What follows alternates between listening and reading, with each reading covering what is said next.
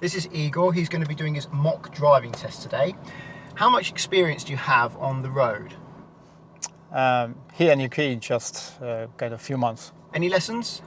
No, 0 lessons. But you have a license from Ukraine? Yeah, I have license from Ukraine, yes. How long were you driving in Ukraine for? Actually, around 20 years already. 20 years? Yes. When was the last time you drove a manual? Because when you got in the car, you put your foot on the brake like it was an automatic. Yeah, so it's, I haven't driven manual kind of at least 5-6 years, I guess. Yeah. 5 or 6 years? Yeah, so. And you want to do a mock test in a manual? Yeah, yeah. Okay. I'm gonna do fine. We'll have a look, shall we? Yeah. I'll go and get your driving examiner. Yeah. Just to warn you, I mark the test using the harshest examples I've seen. Okay. And I won't let you damage the car like they would on test. So I won't let you hit the curb. I won't let you damage the clutch or hit a post or drive into bushes on a country road. Okay. So I'll go and get your examiner. Okay, good.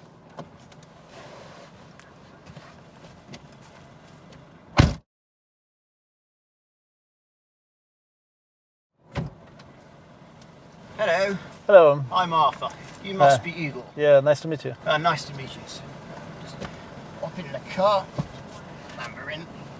Oh, getting a bit too old for this. And so you're lucky I'm not retired. That's if I was fine. retired, you might have Jason. Oh. You wouldn't want him. Okay, so Igor. Would you like me to tell you about the test? Yes, please. Well, it's going to be between 38 and 40 minutes, take into account various road and traffic conditions. I may ask you to do the emergency stop. I will ask you to do one manoeuvre, and you will be following the sat-nav for part of the test. If you're not following the sat-nav, follow the road ahead, unless I say left or right, or road signs or markings indicate you need to go in another direction. Okay, fine. I need to ask you a question. Yeah. How do you check you have sufficient tread depth on your tyres and that your tyres are in a generally safe condition for the road? So the tread should be 1.6 millimeter at least in the central 3/4. Okay, it's center of the tire should be 1.6 millimeters at least. How do I check? With the special gauge, kind of. Anything else you need to look for to make sure they're safe, they're general condition? For any kind of dents, anything that looks suspicious, not normal. Thank you. Move away when you're ready, please. Okay. He's checking his blind spots now, but by the time he moves away, his roadside blind spot is 12 seconds old, which is basically the same as not checking his blind spot. So this would be a minor mark for move off safety. He steers quite sharply back to the left side of the road, but he checks his mirror after he starts steering. So if there was anything there, he would have already hit it. It's possible this could be a minor mark for mirrors change direction. And then he checks his left mirror to move to the right. Second road right. We're coming up on the first now. They're very close to each other. He could signal here. Here. Yes. It's good that he turns into the correct side of the road, but his signal is late. However, both the roads were very close to each other, so he couldn't signal much earlier. Therefore, it's unlikely to be marked. Next road right. He does tend to look in the side mirror at the same time as steering instead of before steering, and he doesn't tend to check the centre mirror. Pull over on the left just after this red car, before the grey car. Okay.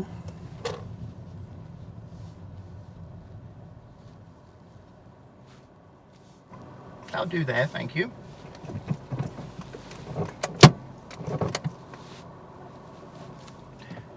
I would like you to pull up alongside this grey, would you call it a blue? You mean This car here in front of us. Pull up alongside it. Wait until I've finished asking you what to do, please. You're going to reverse behind it, park behind it, relatively close to the curb and within 2 car lengths of the car. the reverse parallel park exercise, please. Okay. Okay, You got can it. do that now.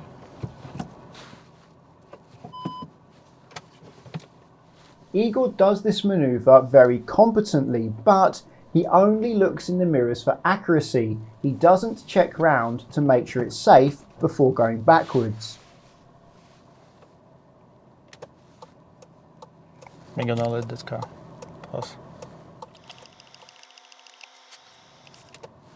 It's good that he checks his right blind spot before moving to the right.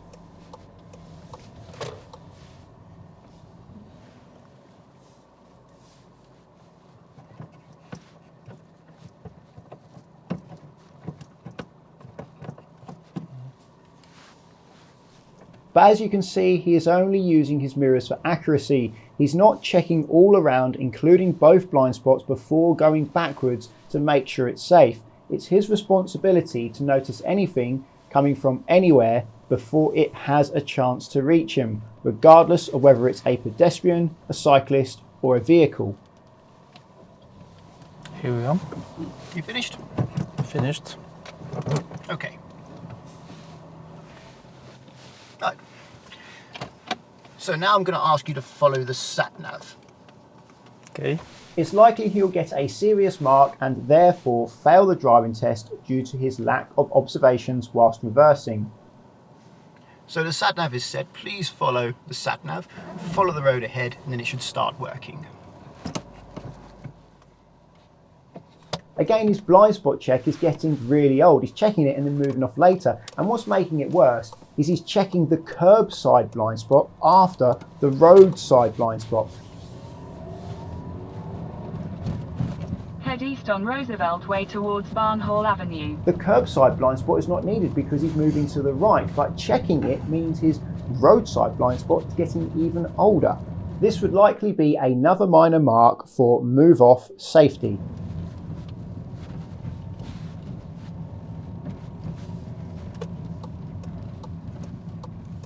When he turns left here, he goes into the middle of the road because he doesn't steer enough. There is no need to do that here. It's likely this would be a minor mark for control steering. In a quarter of a mile, turn left onto Old Heath Road.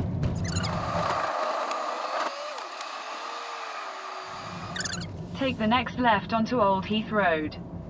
He checks the left mirror only. It's as if the centre mirror doesn't exist, and he signals very late. This would likely be a minor mark for signals timed. He hasn't followed the mouth of the junction to the left. Quite intense. Looked. Despite this, he manages to steer enough to get the car on the left side of the road without going into the middle. In half a mile, turn right onto Wimpole Road. He was quite harsh with the acceleration when he moved away from the road. He went up to 20 miles an hour in first gear without any need to. This may be a minor mark for control accelerator. For a few moments, he only has a 1 second gap between him and the car in front at 20 miles an hour. This would unlikely be marked though because he doesn't stay close for long. He does increase the gap. He moves back to the left without checking his mirrors. He checks the sat-nav but not the centre and left mirrors. It's possible this could be a minor mark. He checks the right exterior mirror for passing the parked cars, but he only does this after he starts steering to the right.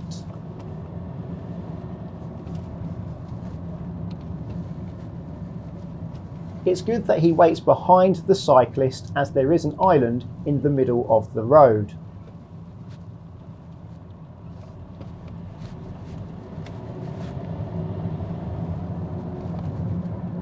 Again, he checks the sat-nav, but he doesn't check the centre and left mirror before moving back to the left side of the road.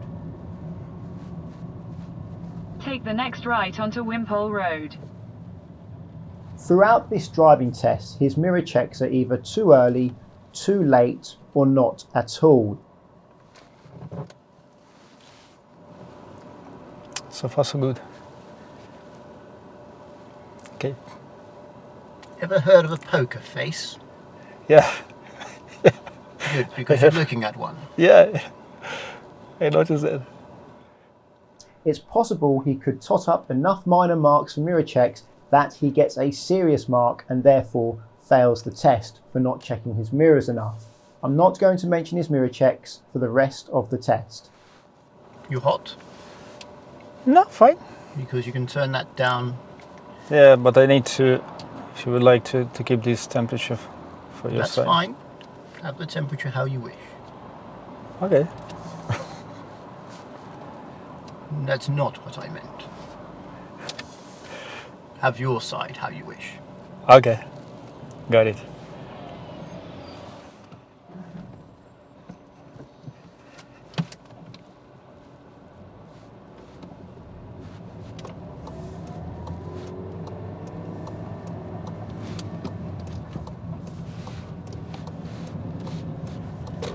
In a quarter of a mile, at the roundabout, continue straight to stay on Brook Street.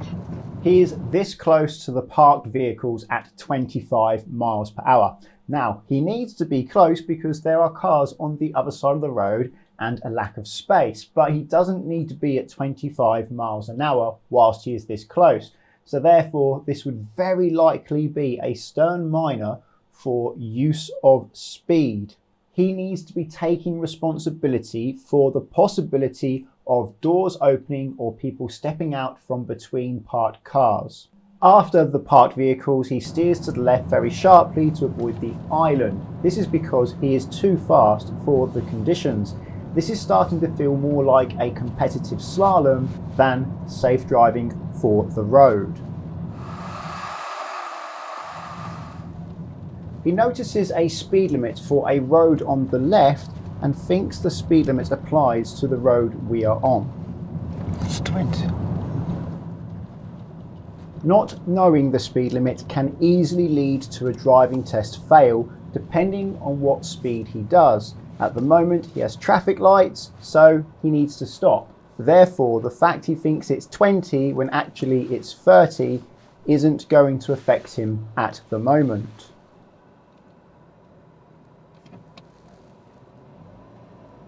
Even though he thinks the speed limit is 20 and after the test he told me he thought it was 20, it doesn't seem to be affecting his speed on this road. Should be 30. He just said it should be 30 and it is 30, but there are plenty of roads that in my opinion should be 30 but are actually 20. Watch how he steers sharply to the left without checking his mirrors for no real reason at all. There's a manhole cover on the road, but that's not much of a dip. It's not going to create much of a bump, but he's willing to steer sharply without being aware of what's around him. He needs to be more concerned and take more responsibility for what could be passing him, especially when he's slowing down towards a queue of traffic, because that's exactly when motorbikes and cyclists overtake and filter through. Head north on Ipswich Road towards Old Coach Road. In 150 yards, at the roundabout, Should I take follow the now? third exit onto St Andrews Avenue, A133.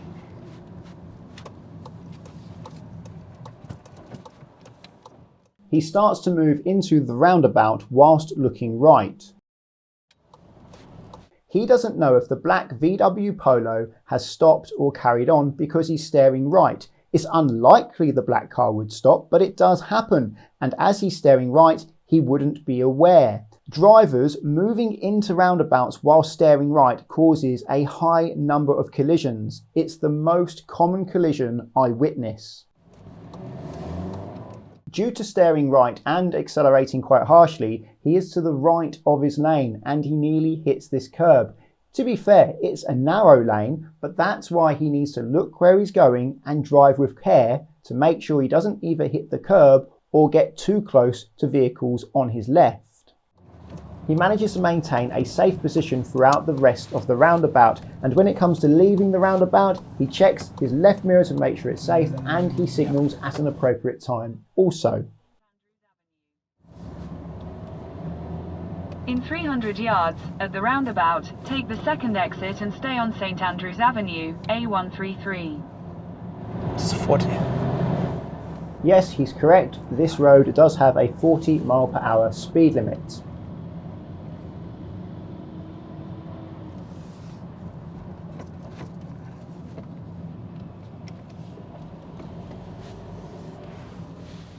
He crosses the solid white line bordering the hatched markings around the roundabout. It's illegal to cross a solid white line like this unless it's an emergency. However, he only crosses it a small amount, so this is unlikely to be a serious mark, but will likely be a minor mark for response to road markings. Exit the roundabout onto St Andrews Avenue. Continue on St Andrews Avenue for half a mile. He does seem to leave roundabout safely. He checks the appropriate mirrors and signals in good time. But what you can't see on camera is how smooth he is with the controls. When he changes gear, it's quite jerky, and when he uses the accelerator pedal, he tends to prod it and accelerate quite harshly. I'm about to ask him a question, but pay attention to how many times he looks at me whilst answering it. So what would you normally be doing today then, Igor? Say again. What would you normally be doing today? Dropping off kids. In a quarter of a mile, school, at picking Greenstead them roundabout, up. take the first exit and stay on St Andrews Avenue. I'm currently unemployed. A133. I'm searching for the job, so Okay. I would apply for the jobs. Continue following the sat-nav, please. Okay. If your passenger asks you a question, try to make driving your first priority and don't be distracted, especially if you are approaching a junction and the sat-nav starts talking to you. I have a great deal of sympathy for Igor for what him and his family must have been through in Ukraine and the fact that they're not safe at home.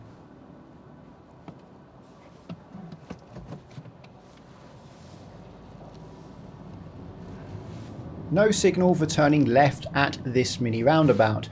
That will be a minor mark for signals necessary. In 50 yards, at Greenstead roundabout, take the first exit onto Avon Way.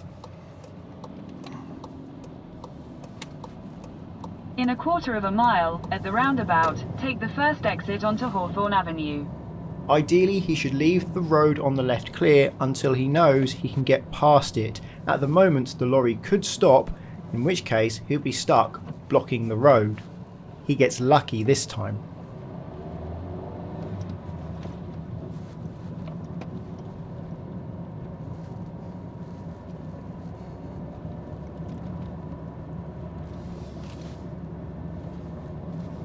Notice how he struggles to select third gear. He struggles because he's not allowing the gear stick to self-center.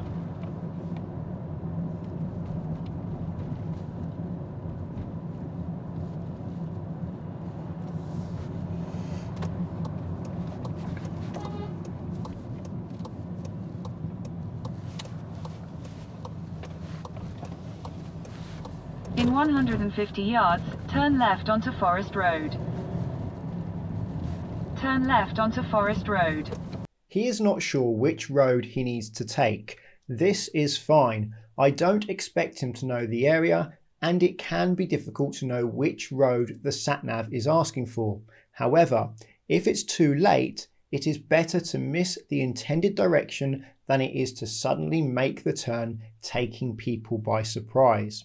On this occasion, deciding to turn left late isn't going to cause any danger given his low speed, but he will have to give the pedestrian time to cross the road. Oh, not here. But he doesn't turn left, even though he signalled to turn left. He didn't have time to change his mind and cancel the signal. Everyone is expecting him to turn left now, and others will be making their own decisions based on the fact he was signalling left. This can lead to a collision. It's important he doesn't change his mind at the last second unless he is certain it's not going to lead to someone pulling out in front of him. For example, if the black car was to move in front of us as a result of his signal. I don't think he considered this. His focus was on whether or not to take the road. Given where he was looking and how much time he had, my judgment tells me he did not consider if changing his mind was going to cause danger. Nothing bad happened this time, but I believe that's down to luck. The fact he is willing to change his mind suddenly without considering how it will affect others makes me lose confidence in his ability to be safe on the road. Please pull over on the left before the bus stop. Don't worry about the driveways. Okay. I did ask him to stop before the bus stop, but he's actually driven into the bus stop slightly, so this may be a minor mark for position normal stop. Move away when you're ready, please. Okay. It's quite normal for an examiner to ask you to pull over at the side of the road, but not to worry about the driveways on that occasion, just so they can get in more stops during the test. The bus lets him out because the bus needs the bus stop, but he doesn't check his blind spot again, so this will likely be another minor mark for move off safety.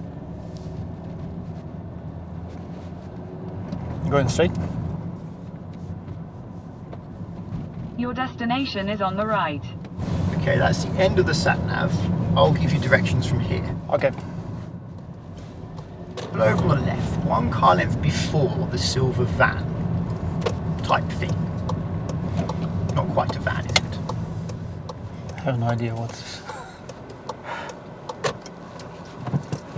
I think it's for disabled people. Yeah. It has it. Move away when you're ready, please. Okay.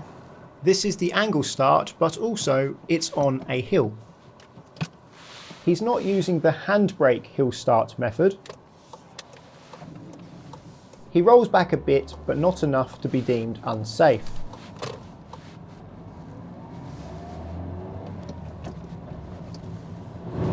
End of road, left. Okay.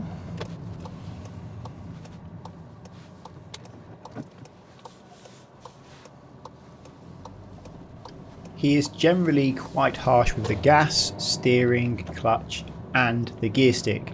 It doesn't give me much confidence from the passenger seat.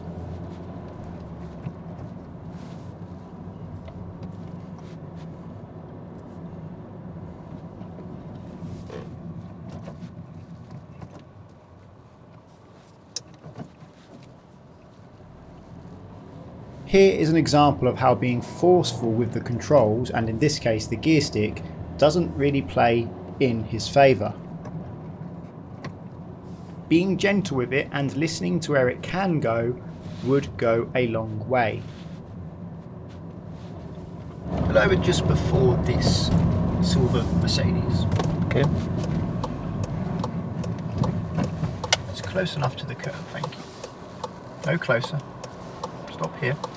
Okay. I'm confident that he would have hit the curb if I didn't say anything, so that would likely be a minor mark for position normal stops. I'll adjust the settings here because you've lost the speed. There we go. Right. Move away when you're ready, please. Okay.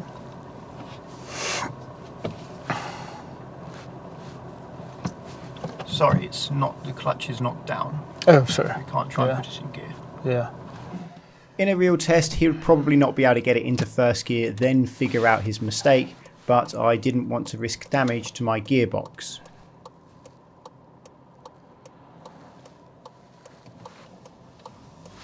He wanted to go, he is in gear, he just didn't lift the clutch enough.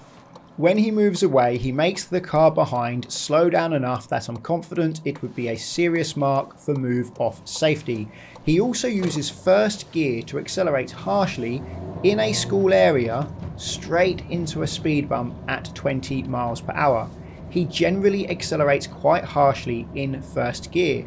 As this is happening consistently throughout the test and in a school area, it's possible this could be a serious mark for controlled accelerator. Driving over the speed bump too quickly can be a minor mark for awareness and planning, or even a serious mark depending on how fast he is and how harsh it feels. He doesn't stop near the crossing but stops just before the zigzag lines start. This is way too early. This could lead to a serious mark for response to road markings because he's not following the road markings appropriately. Stopping this early can be misleading, and being misleading on the road can be unsafe. It often leads to danger. I think it's likely this would be a minor mark though, as on this occasion it didn't cause any danger. But if he continues to stop this far back from pedestrian crossings throughout the test, it would likely become a serious mark. End of road, right.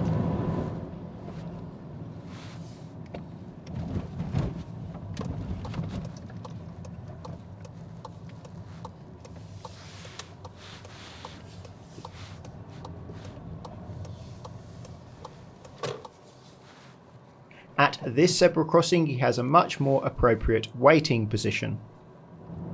Let's see if he gets the show me question right. When it's safe, can you show me how to use your horn? Thank you. It's good that he keeps it within the 30 mph speed limit down the hill towards the 40 limit. I'm now going to Done. ask you to do the emergency stop. Okay. Please only do the stop if I put my hand out and say stop. You may see me look behind to make sure it's safe. Okay. Only do the emergency stop if I put my hand out and say stop, because it may become unsafe. Okay. Okay, when nobody's coming, you can move away and drive as normally until I give you the sign to stop.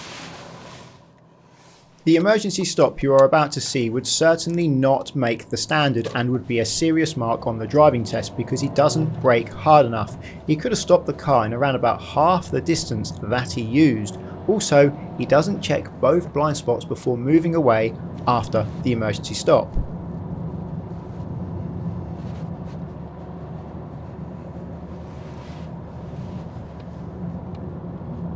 Stop.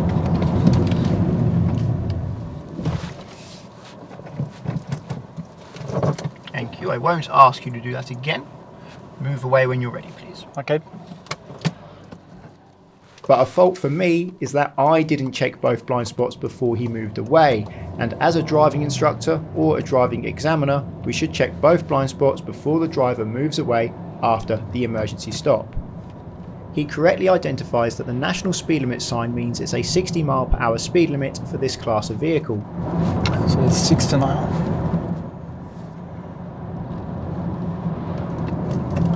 But it's not safe to go 60. On these roads he drives competently, he maintains a good position and drives at a moderate speed. He could drive faster in some places whilst still being safe, but that's not necessary, and he certainly drives fast enough to pass the driving test. Here's an example of where he's going faster when it's safe to do so, and then he's slowing down for the bend. Next road left, where the truck just emerged from. Granted, I could have given him the direction earlier, but he should have been signalling earlier than this. As my direction was a little bit on the late side, I wouldn't mark this. I'm impressed with how he deals with the truck. He notices it around the corner and then slows down where it's wider to help it pass.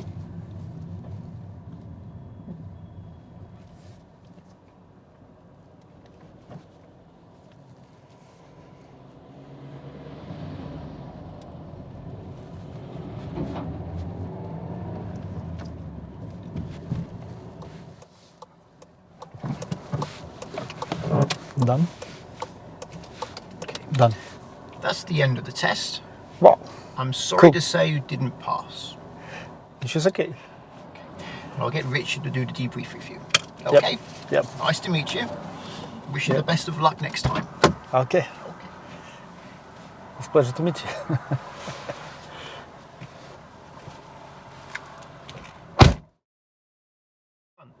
So it's the way you approach the road that you need to change. You don't need more skill, it's what your priority is. That's what you need to focus on. I'll go through all the faults with you, and I'm going to drive the car back as well, and I'm going to give you some demonstrations. Because you've got a skill, it's got to change the way you do it. Okay. Yeah. Makes sense. Makes sense. All right, so that's the end of the video.